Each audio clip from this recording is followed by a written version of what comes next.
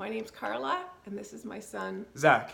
And I want to start by saying that we've tried this video over 10 times now, and we're just not getting it right at all. So it's hopefully a lot we'll harder than we succeed thought with it this was going one. to be. Yeah, Yeah, it's actually really hard. we seem to not be able to be in sync. But I think a good place to start is, why did we start our store? Well, to go to that, we have to go back 5 or 6 years to where we basically were just mother and son like any other, and want to, I guess, kind of build on our relationship. I wanted you to be exposed to more things in the world because I was just learning about them. Zach, like myself, we both grew up in a very privileged background, and we had a lot given to us. Well, we were surrounded by a lot of love. Yes, a lot of love. And we were really lucky, probably more so than we should have been. Yeah. Well, yeah, I guess we did something really good in our past life. Maybe. But what I'm trying to get to, I guess, is that I didn't realize all the issues that were affecting people, even in the neighborhood we live in.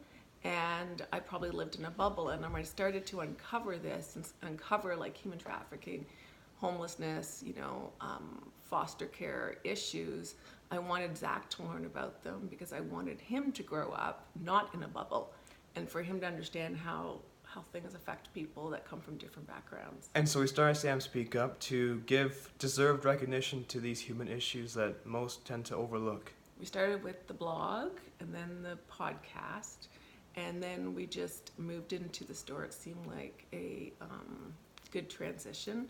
And we recently just made the decision to offer only t-shirts because we think that's the best way to get conversation started through our artwork and our designs. And I'm wearing a shirt right now that is about female empowerment. And actually this artist was was thinking of committing suicide until we reached out and said we loved this piece of art and could we buy it from her and use it in our store. And she just had never felt worthy before, like that anybody would care about something she's done. And that just kind of set off a whole new inspiration for us. And we were just like, wow, if we can change the life of just one person, it feels really good. And I'm wearing a shirt that says, "My head is currently a horrible place to live."